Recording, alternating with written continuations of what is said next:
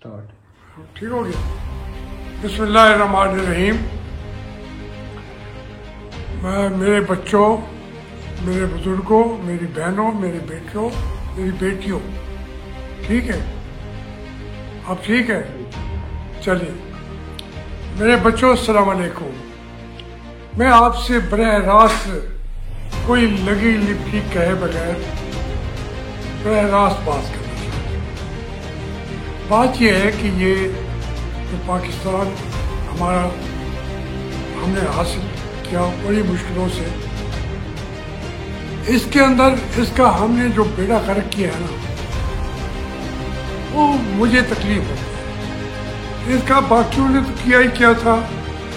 General Bajwa जो है उनको फौरी तौर पे इस्तीफा दे देना चाहिए, क्योंकि ये टेन्योर उनका अपना नहीं है, ये उनका छीना हुआ है जबरदस्ती। इमरान खान ने दे दिया क्योंकि वो उनको ले आए थे, वो उनको लेके आए थे, वजीर आजम बनवाया था, सब लोगों को इर्द गिर्द जमा किया था। मियाँ साहब ने भी 3 साल दे दिए। मैंने उस वक्त भी अर्ज किया था कि जरदारी साहब भी, मौलाना साहब भी, ये अपने पास से तो कुछ नहीं लगा रहे, ये उसको क्यों इजाज़त दे रहे हैं वजीर 3 साल रहने की? उन्होंने कहा जी जंग की हालात ऐसे हैं। कौन से हालात थे? बस चूंकि वो जोरावर था, ताकतवर था, जनरल बाजवा ने कब्जा कर लिया मजीद 3 साल के लिए। उसकी वजह से ये सारा मुतनाज़ा हो गया, सारा सिलसिला। हमारी सबसे पहले तो हमारी आर्मी जो है वो मुतनाज़ा हो गई है। मेरी तकलीफ ये है कि वो हमारा मुकद्दस अदारा है, वो मुतनाज़ा हो गया है। उसके लिए जनरल बाजवा को आज अभी इसी वक्त इस्तीफा देना पड़ेगा। तो फिर फौज का देखिए मकाम क्या पहुंच जाता है और पाकिस्तान की सियासत किस डगर पे चली जाती है। वो झगड़े पैदा कर रहा है अपने आप को खड़ा रखने के लिए। वही ये फौज हमारा मुकद्दस अदारा है, या आप लोगों के सियासत में हिस्सा लेने की वजह से, लोगों को आगे पीछे करने की वजह से, नवाज शरीफ को निकालने की तीन ख्वाहिश थी आपके दिलों में। इमरान खान को उसके लिए आपने इस्तेमाल कर लिया। मेरे सामने उसने कहा कि नवाज शरीफ को निकालना चाहते हैं, तो आपको सर पे बिठा लिया उसने। तो क्यों कोई और क्राइसिस नहीं है, मुआशी क्राइसिस भी छोटा सा है।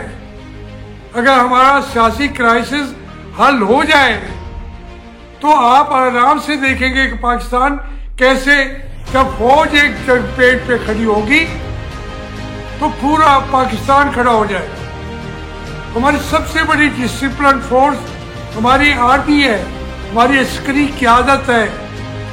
उनका जो भी वो सीनियर तरीन जनरल है, खुदा की कसम मुझे नाम भी नहीं आता आज, लेकिन बाजवा के बाद जो सीनियर तरीन है उसको कमांड संभाल लेनी चाहिए, ये उसे हक है। हम खामखा बाजवा साहब को, रिटायर्ड आदमी को आप सर पे उठाए जाते हैं। वो अपने वजूद के लिए तमाम लोग फिर उसकी तरफ देखते हैं। तमाम लोग, ये आज मैं नहीं कह रहा, मैंने हमेशा यही कहा है। इसलिए नहीं कह रहा कि मेरी 14-15 करोड़ की जायदाद इन्होंने तबाह करके 10 लाख में महीने का मेरा रोजी रोटी जायज तरीके से चलती थी, मैं उस पर नहीं चीख रहा, खुदा की कसम। क्योंकि वो जमीन मेरी और तरीके से करोड़ों अरबों में बिकने को भी तैयार है, लोग लेने को भी तैयार है। अगर शेड गिर गया तो जहन्नम में जाए। अगर उसकी आपको फिल्म दिखा लूं, वो मोहिंजोदारो बना हुआ है, मगर मुझे तो फायदा हो गया है, नुकसान तो नहीं हुआ। मैं रोऊं कौम के सामने में बैठ के, जी मेरी इन्होंने जायदाद तबाह कर दी, हमारा शादी हाथ उड़ा दिया, हमारे स्कूल उड़ा दिए, नहीं। या मेरी बेइज्जती हो गई, नहीं। मैं कहता हूँ पाकिस्तान के लिए जो हमारी फौज ने सियासत में आके जो लूट मार की है, जो तबाही फैलाई है, उसकी वजह से पाकिस्तान भी टूटा। अब भी ये हमारी तमाम चीजें लूट रहे हैं। पर प्लाटों पे झगड़ा, करोड़ों रुपए का एक एक आदमी को, अरबों रुपए का प्लाट मिल जाता है एक जर्नैल को, दूसरा जर्नैल अरबों रुपए लूट लेता है। और तमाशा ये लगा हुआ है कि आजकल हम उनकी तारीफ कर रहे हैं कि उन्होंने नवाज शरीफ के खिलाफ, इमरान खान के खिलाफ वोट ऑफ नो कॉन्फिडेंस होने दिया, वो बड़े अच्छे हैं। नहीं, वो वैसे के वैसे लुटेरे हैं, चोर हैं, सारे जर्नैल हैं। अगर नहीं है तो हिम्मत करें कि जो सीनियर तरीन है वो आज टेक ओवर करे। फौज एक दिन में एक बनती है कि नहीं, इसलिए मैं वोट ऑफ नो कॉन्फिडेंस के लिए खिलाफ था,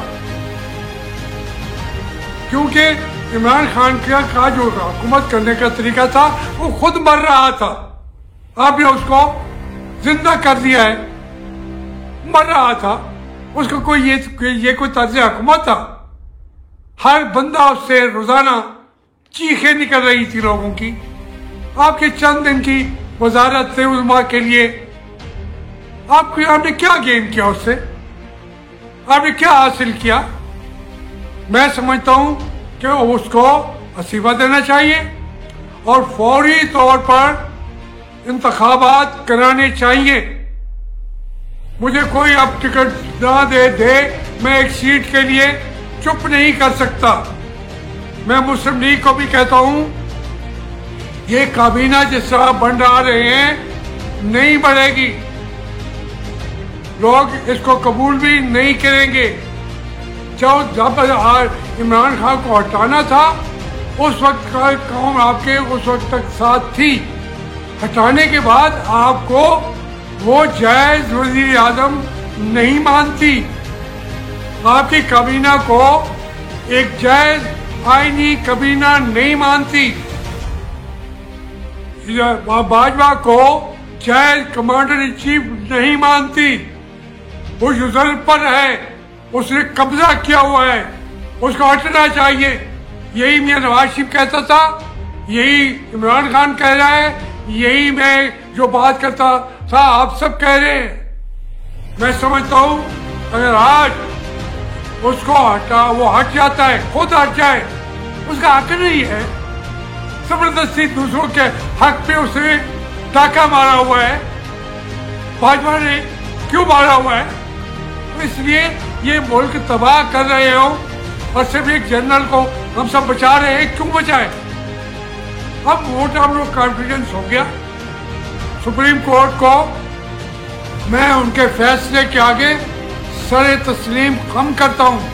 जायज फैसला किया है उन्होंने, इमरान खान के खिलाफ नहीं किया उन्होंने मुल्क को बचाने के लिए सही फैसले किए हैं। आज कोई शर्मा रहे हूं, मैं लंबी बात नहीं करूंगा, मैं 2-3 बातें करता हूं। मैं जरदारी साहब को पहले भी मैंने कहा था, फिर वो जरबुल मिस्र बन गई कि वो जरदारी जो है उसको समझने के लिए PhD करनी पड़ेगी, लेकिन मैं उसके वजूद को पाकिस्तान के लिए जरूरी समझता हूं। उसने बना दिया है जरूरी, उसकी हिम्मत है, जेलें काट के ये करके, वो जाती तौर पे या उसके टेक्सटाइल मिलों से मुझे कोई ताल्लुक नहीं है, उसने भी अपने आप को जरूरी बना दिया है।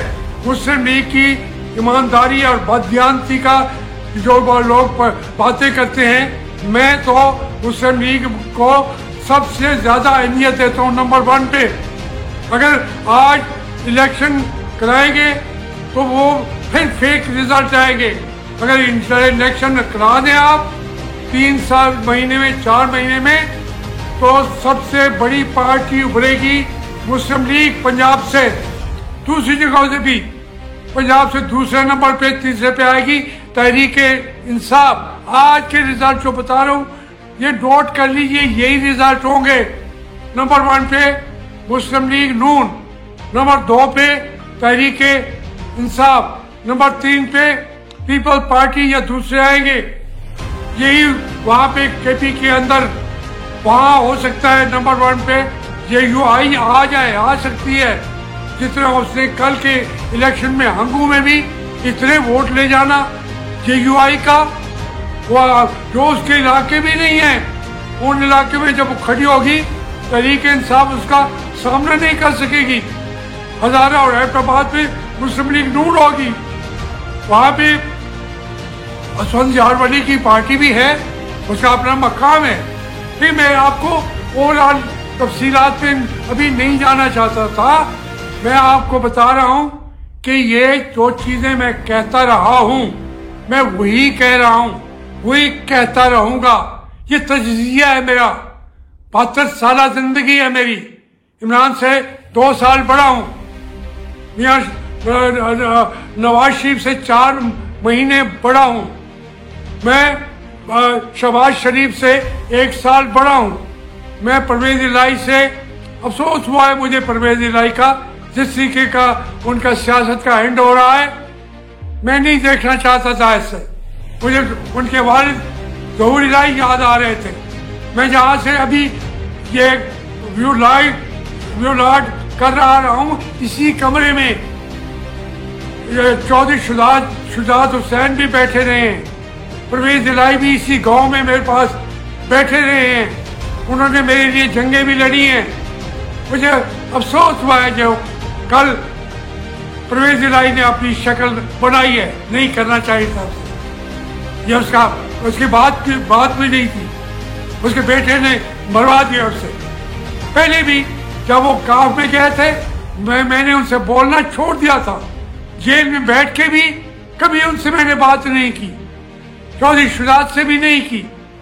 मुझे ये भी कहा गया तुम्हें वजीर आजम बनवा देते हैं, मैंने कबूल भी नहीं किया था, बात भी नहीं की उनसे। लेकिन ये परसों जो उन्होंने किया तो पंजाब असेंबली में गलत किया है, आप भाग के कभी इधर जाते हैं कभी उधर जाते हैं, इसलिए मेरी बातों का कोई सर पैर नहीं है।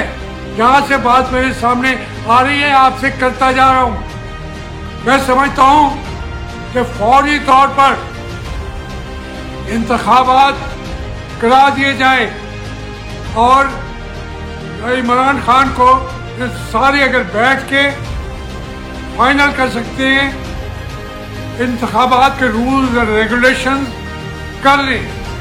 असम्बलियां मौजूद हैं, ये जो तगड़ा मचाया हुआ है इमरान खान की, ये बस की बात भी नहीं है, इस मुल्क को नहीं चला सकता वो जानता भी नहीं है, वो झूठे बयानिए बनाने की कोशिश कर रहा है, वो इतना झूठा साबित होगा अभी 15-20 दिन के अंदर, जितना झूठा साबित होगा कि उसके बेचारे सपोर्ट करने वाले भी परेशान हो जाएंगे कि हम किस आदमी के साथ खड़े थे।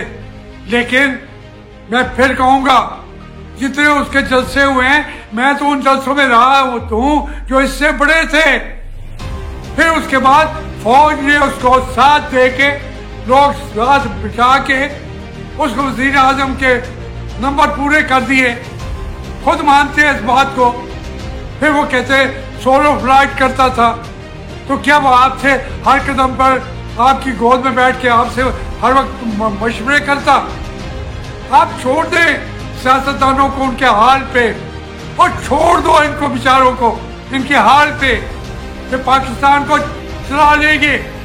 तुम अपनी फौज को बचाओ, आर्मी को बचाओ, पाकिस्तान की आर्मी को बचाओ। मैं उसका हामी हूँ, मैं उसके बूटों की खाक चूमने वाला हूँ, अपनी आंखों का सुरमा बनाने वाला हूँ।